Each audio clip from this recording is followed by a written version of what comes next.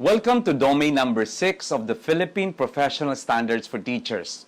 But before I proceed, I'd like to remind you that because I have presented to you the domains 1 to 5, it doesn't mean all you have to do is to watch it and learn it. But the reason why I create mind maps is for me to be able to give you the key elements of these domains, and my expectation is that you will read through it. If you have not read domains 1 to 5, you better pause this and proceed to domains 1 to 5 before you even continue to listen to domain number 6. If you have not subscribed to my YouTube channel, you may be missing a lot of things. And I intend to finish the 7th domain and go to other topics like metacognition, philosophy, principles of teaching and learning, and so on. But for now, allow me to focus on domain number 6, community linkages and professional engagement.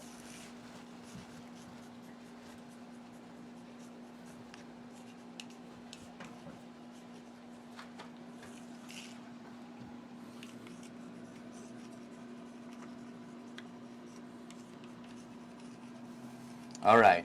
You have here 4 words: community, linkages, professional, and engagement. And that makes domain number 6 kinda special. Of course, when you speak of community linkages, you have the magic word links. Of the teaching and learning with what? You will link the teaching and learning with the interest, okay, with the experiences, and with the aspirations of what? And the magic word is of the community. Okay, this should remind you of what you call the Taba Model. I'm sure you get to remember the Taba Model in curriculum development compared with that of Tyler. Of course, you know that the Taba Model is known for being described as the grassroots approach to curriculum development, which is also referred to as the inductive approach.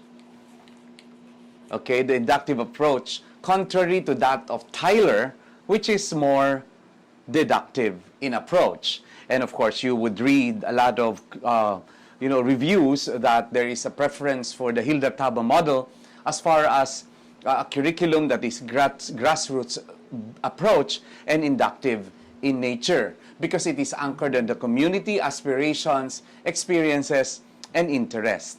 This is the beauty of this domain, because it's a reminder for teachers that you are not teaching the child in isolation only to be limited to what could be found in the classroom. You would remember that you're teaching the child and preparing the child to be ready for the world, to the world of work out there. And that's why one key element of this domain is community partnership. Community partnership, which the teacher should be able to engage the students into. And the purpose of such partnership is not for popularity of the teacher or for network building, but for the enrichment, okay, of the learning environment. You have to remember that the learning environment is that which is in the classroom. And we talked about that. That's one domain just on learning environment. But that learning environment should be connected with that community. And such connection with that community can be done through a partnership that the teacher should be able to make out of her influence as being a member of that community. And right here, you should remember that the teacher should be able to establish professional partnership. Okay, I want to call it professional harmonious relationship. Professional harmonious relationship with the community. And that's why you have the PTCA. Okay, the Parents Teachers Community Association, or actually community associations at that. But you know, community linkages is simply put linking the community to that learning environment so that the learning environment become enriched And so that the teaching that's taking place in that learning environment is harmonized with the aspirations, experiences, and interests of that community as prescribed by the curriculum development model of Taba, which is grassroots and inductive. Now let's talk about that magic word, professional engagement. Now, you would remember that being a professional is a matter of privilege. Okay, it's a matter of privilege. When you pass the board, of course, before you can pass the board, or before you can even take the board, you have to prove, first and foremost, that you have underwent education. Okay, from used to be 10 units before, it was elevated to 18 units in case you are not a graduate of education, so that you can add up to these units and then you can be eligible to take the board exam. But if you pass the board exam, the license that you hold is not a right, but it is only a privilege. It's only a matter of privilege. And that professionalization of nursing had a journey. It all started with Presidential Decree 1006. Okay, 1006 as early as 1977. As early as 1977. Of course, it is in this time when the board exam is given by the Commission, the Civil Service Commission. And of course, the National Board at the time, National Board of Teachers, is presided by then DEC, Department of Education at that time. And of course, with the Commissioner of the Civil Service and the PRC and 2 members of the private sector. At that time, the board exams are given by the Civil Service Commission. Then also related to this, you would have to remember, is a Republic Act, okay, a Republic Act 4670. 4670, and this was in 1966. So as early as 1966, there was already this Magna Carta. Okay, there was already this Magna Carta. And this Magna Carta, of course, is a protection to the socio-economic condition of teachers. And by the way, Presidential Decree 1006 is also an act that it's a decree professionalizing teaching in the Philippines. And after this, there were some developments in the teaching profession, and the most important development is that Republic Act 7836,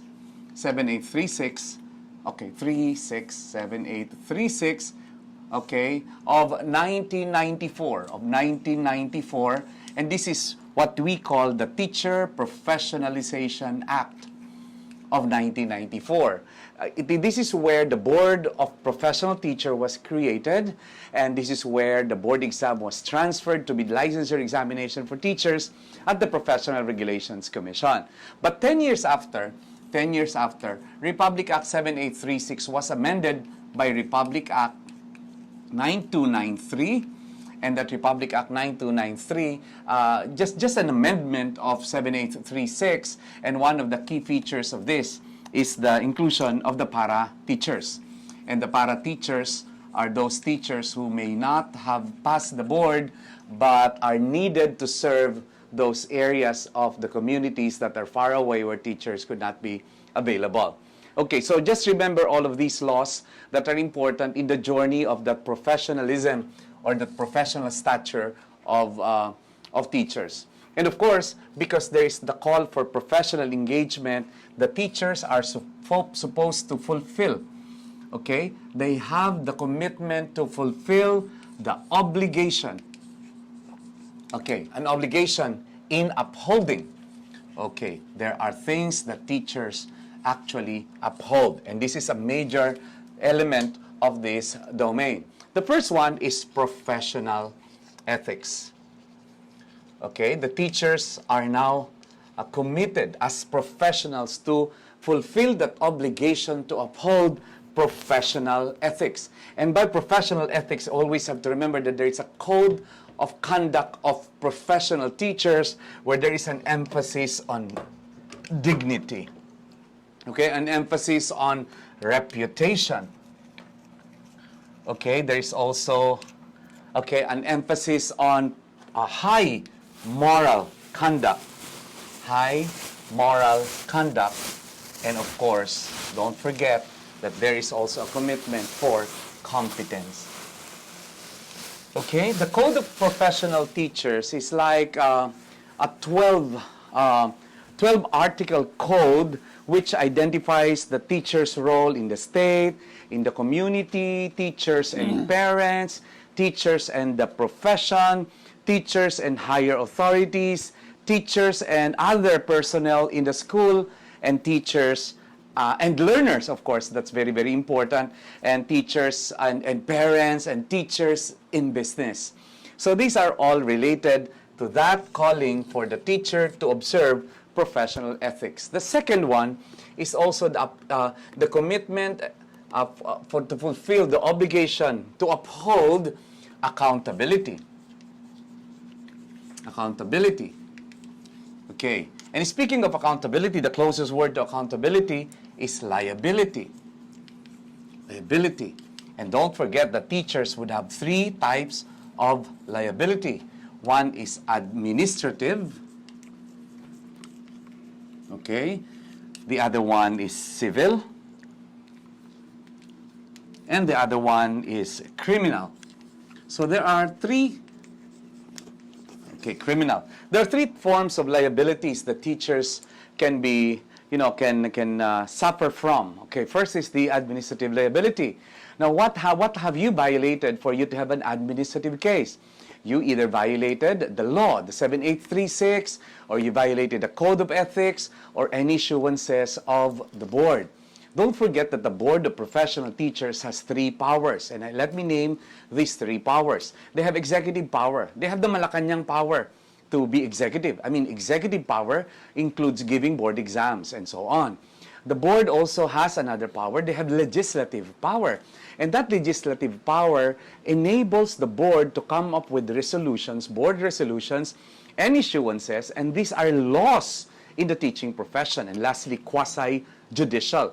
By quasi-judicial means that the board is capable of calling you by giving you subpoena. And when you're given subpoena, you have no choice but to appear with the Board of Professional Teachers and be part of a hearing. And they can actually make decisions based on the case that is presented to you.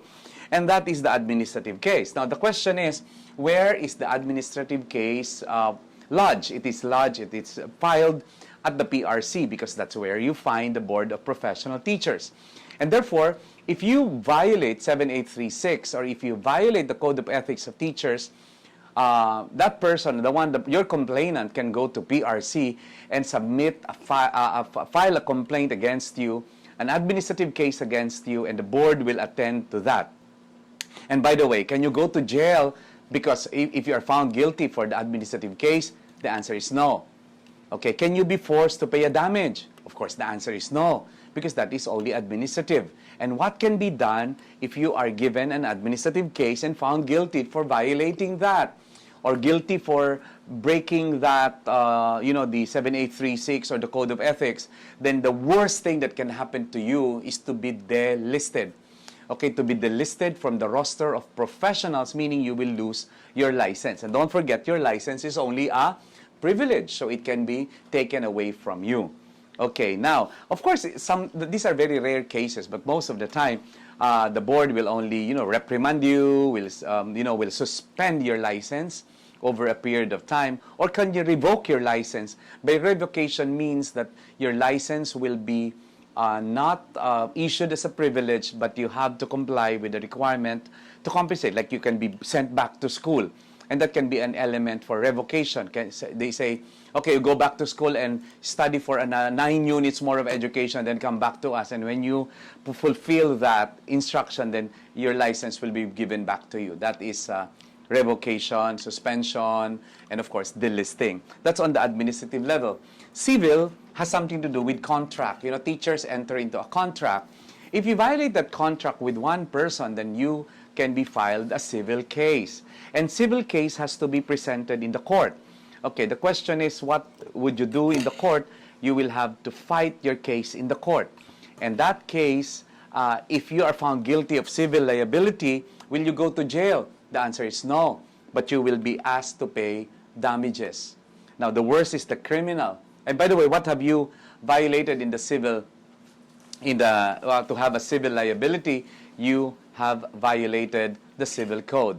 But if you have violated the penal code, then that becomes a criminal case. And criminal case is when you may go to jail, lose your license, or you may actually even be asked to pay damages.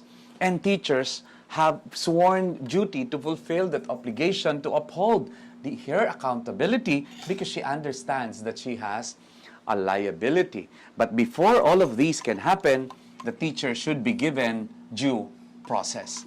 Okay, there should be due process. Okay, now, what is a due process? What do you mean by due process? Number one, by due process, there is presumption of innocence. And by presumption of innocence, that means you are presumed to be innocent unless you are proven guilty. Number two, you have the right, number one, you have the right to a due process, and you have the right to be presumed innocent unless you are proven guilty. Number two, you have the right to understand the case, meaning you have the right to face your accuser. Okay, kung sino nag-aakusa sa'yo, kailangan pwede mo siyang ihaharap siya sa'yo. Hindi pwedeng ang nagko-complain sa'yo anonymous. Number three, you have the right to defend yourself. You even have the right to an attorney. Okay, so that's the meaning of due process. Okay, so if you become suspended for a case that you don't understand, even in your school, that means you are violated of your due process. Or if you were not given the chance to defend yourself, then they break your right to a due process. Or if there is already a judgment, even based just on the complaint, and you did not have that presumption of innocence, then you can always invoke your right to a due process. And lastly, okay, we also have a commitment to uphold, fulfill obligation to uphold transparency. Okay, and by transparency, you're talking about governance. Governance. The teachers, you're part of, while the Code of Ethics dictate that you have to respect and give high regard to school authorities, don't forget that you also have to invoke that upholding, your commitment to uphold transparency in governance. Okay, all of these, ladies and gentlemen, all of these that we're talking about has something to do with community engagement, and such community engagement has the sole purpose of actually engaging the entire community to the educative process, to the educative process, to benefit the child. All right, remember, you're a teacher because there are children who rely on you. Okay, Tagalogin natin, buuin natin, pag-aralan natin.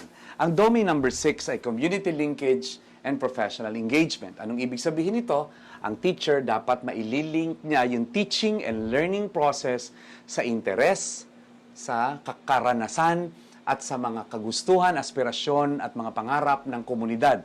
Kagaya ng itinuro sa atin ng Taba Model sa curriculum development na tinawag nating Grassroots Inductive, pangmasa. Alamin mo ang gusto ng komunidad at doon ka gagawa ng mga bagay-bagay para siyang magamit mo na halimbawa sa pagtuturo, sapagkat you need and you have the responsibility to actually contextualize learning.